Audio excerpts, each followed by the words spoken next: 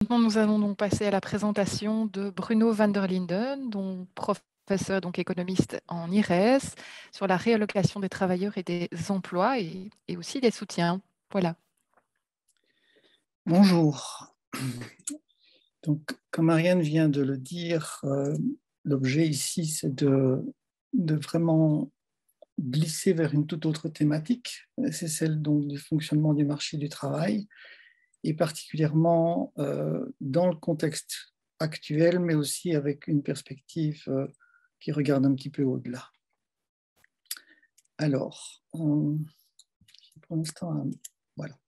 Donc, le plan de la présentation, c'est de partir du climat relativement euphorique actuel sur la reprise, en évoquant d'emblée un certain nombre d'ombres au tableau, et de souligner qu'au-delà d'indicateurs moyens qui sont encourageants, c'est le moins qu'on puisse dire, il y a des éléments qui portent sur justement cette réallocation de travailleurs et d'emplois à l'œuvre maintenant et à l'avenir, et qui sont des phénomènes fort importants, surtout si l'on prend en compte la réalité qui est la difficulté d'apparier les postes vacants, les opportunités d'emploi d'un côté et les demandeurs d'emploi de l'autre.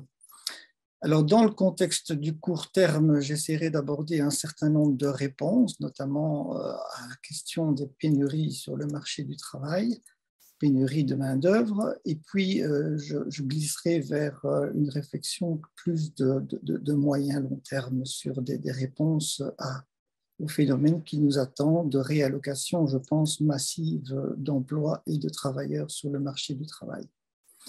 Donc voilà, le climat actuel est évidemment celui d'un certain enthousiasme et de retour peut-être à des perspectives tout à fait encourageantes, mais avec d'importants bémols. Le premier qui a trait à l'endettement public, quelqu'un d'autre en parlera bien davantage après moi, je ne veux pas du tout aborder cet aspect. Un autre bémol ou une autre ombre, c'est l'ensemble des phénomènes de pénurie que l'on rencontre et qui peuvent engager d'autres problèmes comme une poussée de l'inflation. Je me limiterai à la dimension des pénuries de main-d'œuvre. Et dernière ombre au tableau, c'est la perception qu'une vague est passée ou est en train de passer, c'est-à-dire la crise du Covid, mais que une autre vague est clairement devant nous et perceptible à travers les événements de l'été, ici et ailleurs. Et je voudrais aussi aborder cette perspective avec toujours l'angle marché du travail en tête. Les indicateurs moyens sont rassurants. Si on regarde le demandeur d'emploi inoccupé, qu'on fixe à 100 le niveau au mois d'août 2019, eh bien, au mois d'août 2021, en Flandre, on est déjà bien en dessous du niveau du mois d'août 2019. En Wallonie, on semble bien revenir à la situation de départ. Bruxelles, c'est un petit peu différent, mais donc cela va tout à fait dans le sens d'être rassurant. Les diminutions d'emplois grâce au chômage temporaire ont été limitées en 2020 sous l'angle du nombre de personnes en emploi, pas sous l'angle du nombre d'heures travaillées, bien entendu. Ce chômage temporaire qui a été utilisé de manière massive n'est pas du tout une politique qui est totalement disparue, loin de là, mais on observe une diminution sensible dans les derniers mois. Et donc, face à ça, on peut penser, et c'est tout à fait correct, je pense, que pas mal de personnes vont pouvoir revenir à un temps de travail accru dans les professions et les secteurs qu'ils occupaient avant la pandémie. Toutefois, et c'est ça qui m'intéresse davantage ici, au-delà des moyennes ou en dessous des moyennes, il y a aussi des mouvements d'une autre nature qui touchent à cet aspect de réallocation des travailleurs et des emplois.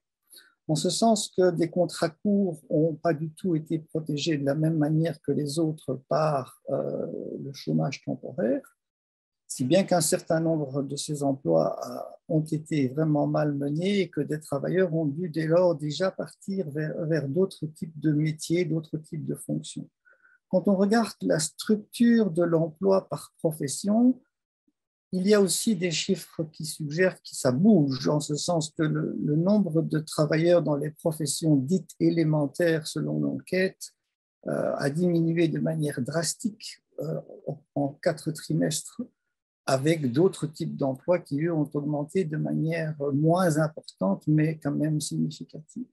Donc, des réallocations sont à l'œuvre et je peux très facilement avancer que des changements de comportement dans les mois écoulés, tels que notre propension à consommer en ligne, par exemple, mais d'autres choses encore, vont continuer à marquer nos comportements à l'avenir et cela devrait avoir là aussi des effets induits sur l'emploi de certains types de professions. Donc, à côté de cela, qui sont des mouvements qui se passent, il y a aussi des formes tout à fait opposées de stagnation, en ce sens que dans l'année 2020, on a bien entendu observé un ralentissement des sorties du chômage vers l'emploi, et donc probablement a-t-on encore accru un phénomène qui est déjà tout à fait majeur depuis presque 4 décennies dans la partie francophone du pays, c'est-à-dire l'enlisement dans le chômage de longue durée. À moyen long terme, des chocs de réallocation probablement d'emplois et de travailleurs d'une ampleur autrement importante que celle du passé immédiat seront à l'œuvre avec certitude, en ce sens que les innovations technologiques sont en cours d'accélération encore. Et si l'on prend vraiment la mesure de la transition écologique qui est nécessaire et que l'on agit fermement, là aussi, dans d'autres types de métiers, sans doute, on va assister à la disparition de certaines professions ou de certains secteurs ou la diminution de celles-ci et à d'autres types d'emplois qui vont apparaître.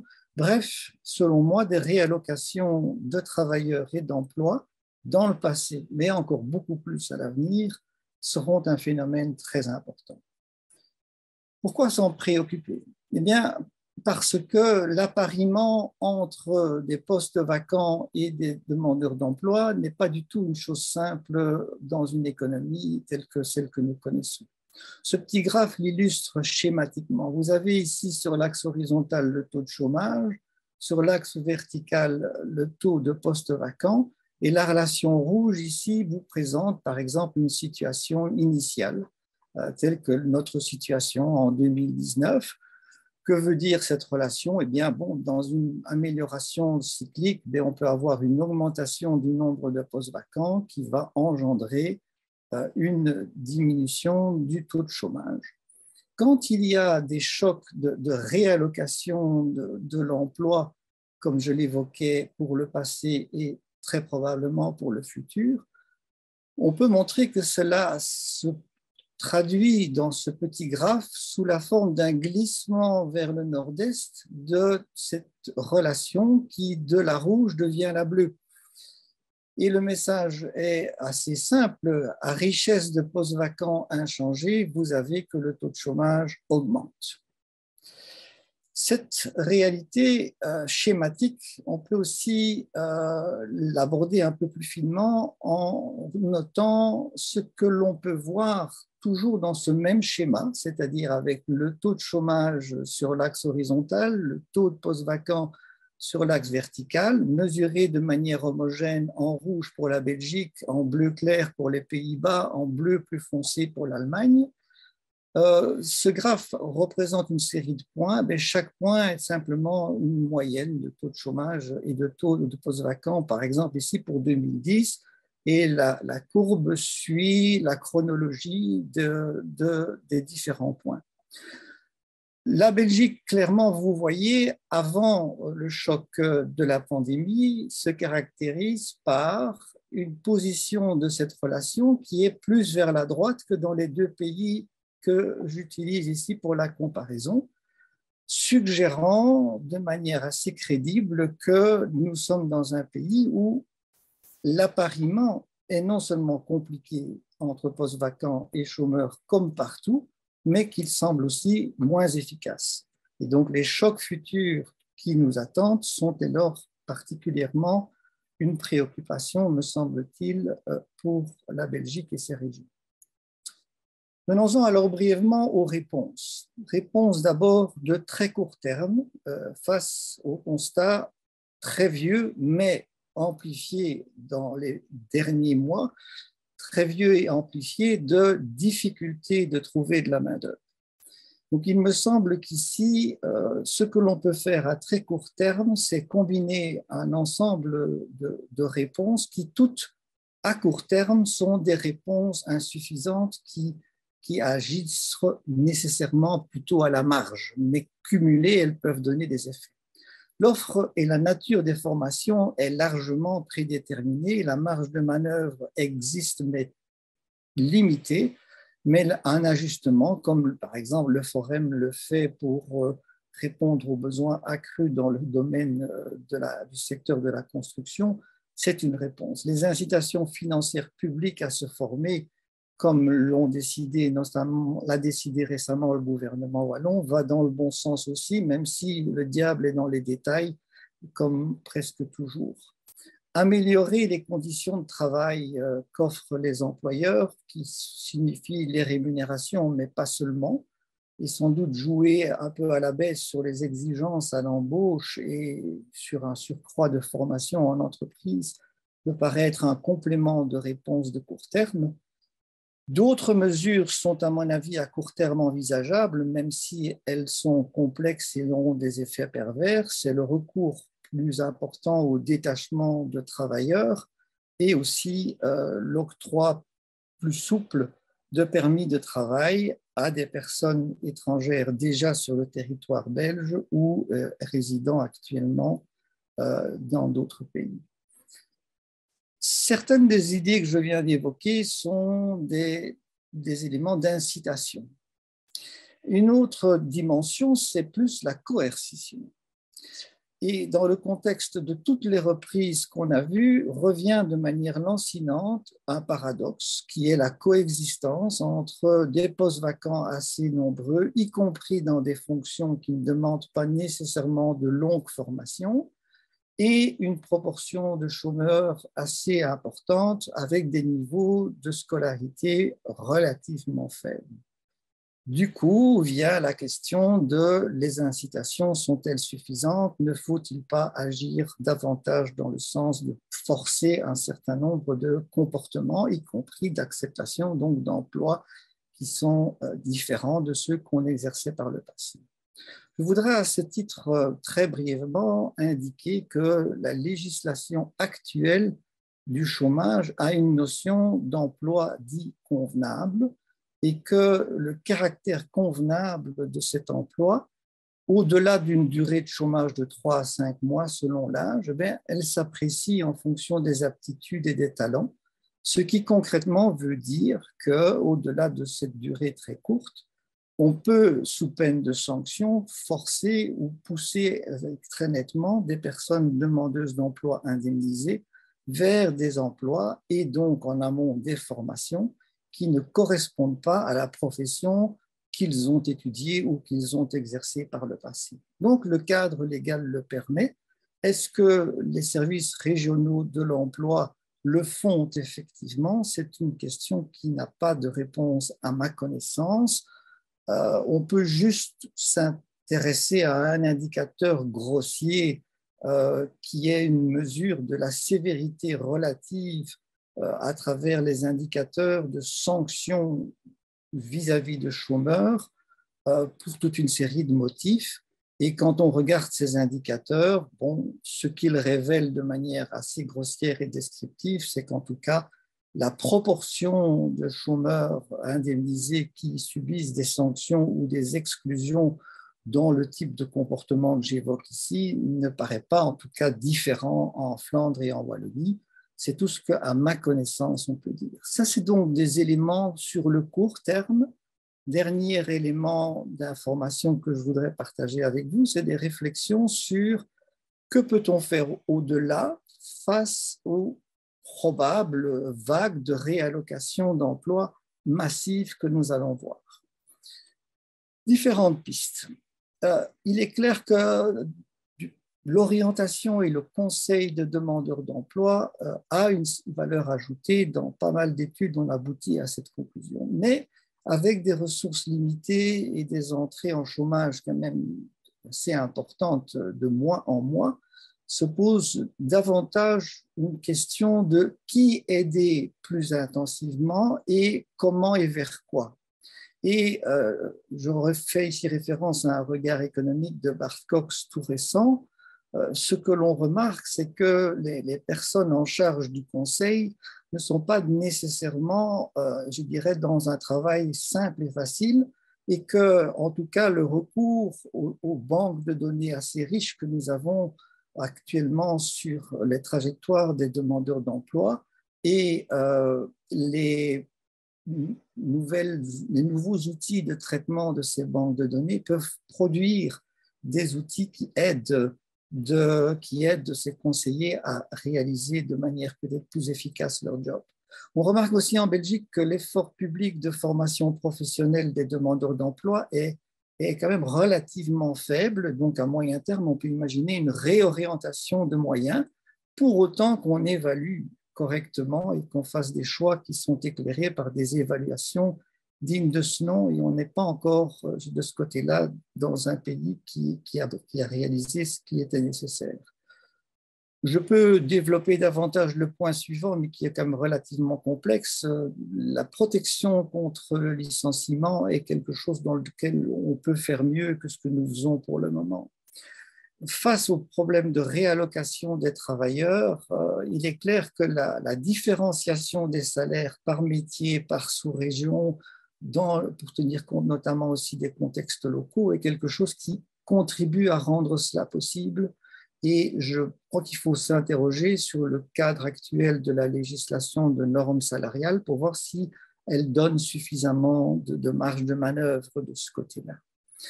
Par rapport aux questions d'incitation financière au retour vers l'emploi ou à l'augmentation du temps de travail, c'est aussi quelque chose sur lequel il y a 20 ans de travail accumulé et il reste des problèmes. Et il me semble que les problèmes sont bien entendu du côté de la fiscalité, de la parafiscalité et de la progressivité de celle-ci, mais aussi vis-à-vis de la progressivité de toutes sortes d'aides que l'on a, par exemple dans les statuts BIM, par exemple dans les freins que l'on donne à la saisie sur salaire quand on a des problèmes d'endettement non réglés. Tous ces éléments-là disparaissent très rapidement quand les revenus augmentent. Et donc, c'est globalement qu'on a une progressivité de la ponction sur les revenus qui me paraît être encore à réviser et à améliorer. Et enfin, je crois que ces chocs de réallocation vont être quand même pour une part de notre population des bouleversements d'une ampleur telle qu'à côté d'entreprises standards avec des objectifs de productivité standard, nous aurons sans doute encore davantage qu'aujourd'hui besoin d'entreprises qui ont un objectif plus global et moins standard que les entreprises que nous avons l'habitude de côtoyer, pour pouvoir offrir à une série de personnes dont l'emploi aura été probablement très malmené un avenir et un engagement dans le monde du travail. Voilà quelques réflexions que je voulais vous soumettre. Merci beaucoup Bruno. Y a-t-il des questions pour Bruno van der Linden? Est-ce qu'au niveau des journalistes, quelqu'un souhaite prendre la parole? Oui, une question. Je ne sais pas si vous m'entendez, Thierry. Oui, très bien. Oui, très bien. Est-ce que la tentation ne sera pas grande de toucher à nouveau, de réformer la dégressivité du chômage, M. van der Linden? Et la dégressivité des allocations de chômage est quelque chose qui doit pouvoir être discuté. En ce sens que, pour le moment, nous avons un système de dégressivité des allocations de chômage en fonction de la durée qui, en tout cas, me paraît extrêmement peu lisible pour un demandeur d'emploi. Et donc, s'il y a une utilité à cette dégressivité, c'est bien de donner un message à la personne qui est en début d'épisode de chômage, un message clair sur cette évolution de son allocation et dès lors un message clair sur les incitations à accepter des emplois, faire des recherches actives, etc. Si le message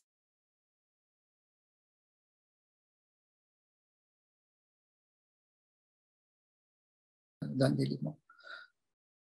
Plus fondamentalement, peut-être encore, nous avions une réforme de dégressivité en 2011-2012.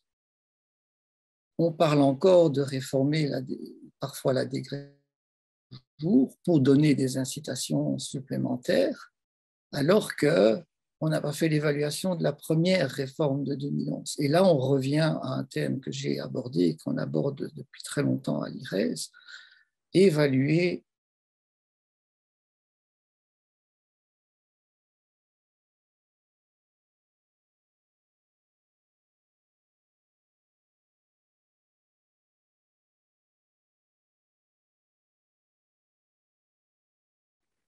ne prennent correctement la mesure de la valeur d'un emploi pour la collectivité.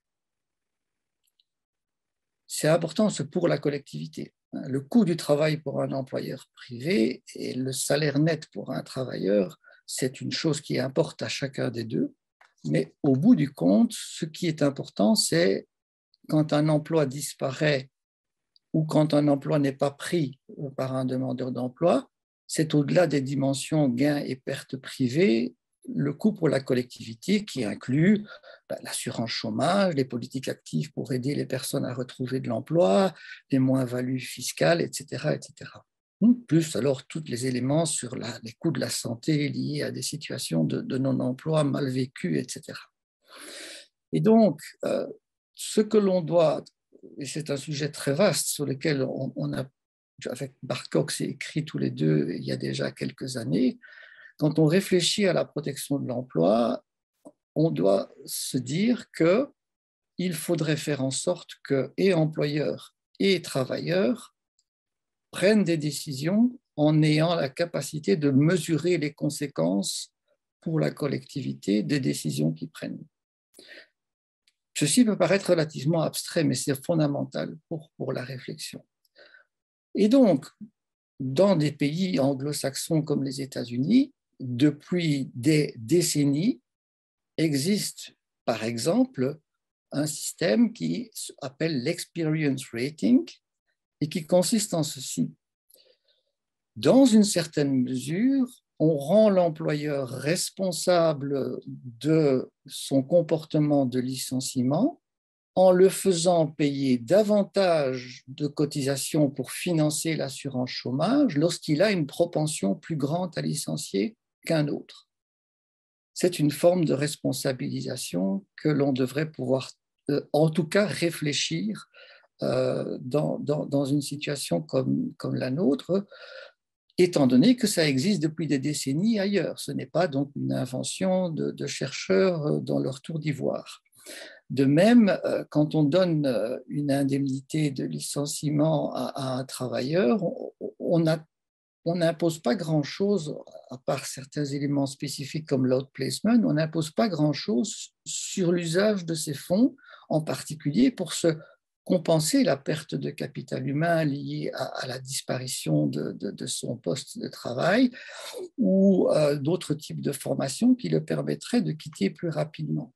Donc, il y a probablement des réformes relativement drastiques de la protection de l'emploi qui permettraient que des décisions prises par l'employeur quand il licencie, par le travailleur licencié, y compris après son licenciement, soient des décisions qui soient beaucoup plus rationnelles pour la collectivité.